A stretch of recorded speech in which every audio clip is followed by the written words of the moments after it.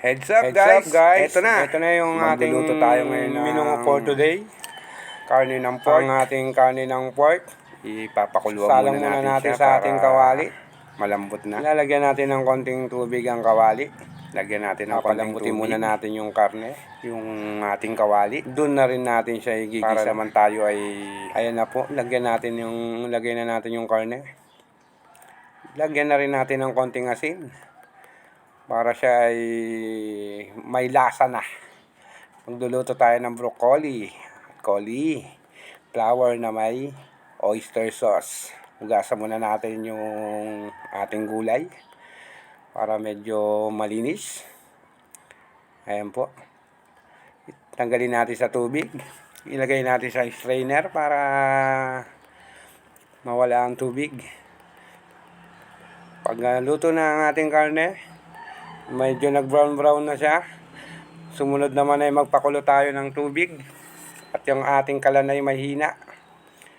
Pag kumulo ng ating tubig, isalin na natin at i-blanch natin ang ating gulay. Takpan natin ulit. Hintayin natin kumulo. Pag kumulo na siya, ilalagay na natin yung gulay ng 2 to 3 minutes. Ating i-blanch.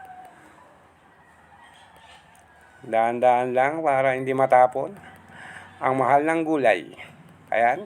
Pag kumukulo na, after 2 to 3 minutes, mag-prepare naman tayo ng yelo. At doon na natin siya ipagsama. Yan po ang diskarte ng aking pagbablanching ng gulay. Cauliflower at ang broccoli. Ang susunod naman natin gawin ay maggigisa tayo ng sibuyas bawang. Pagkagisa ng sibuyas bawang, ilagay ang karne. Yan na po ang kanyang magiging itsura. Susunod naman natin, si Mamacita, ang oyster sauce na malasa.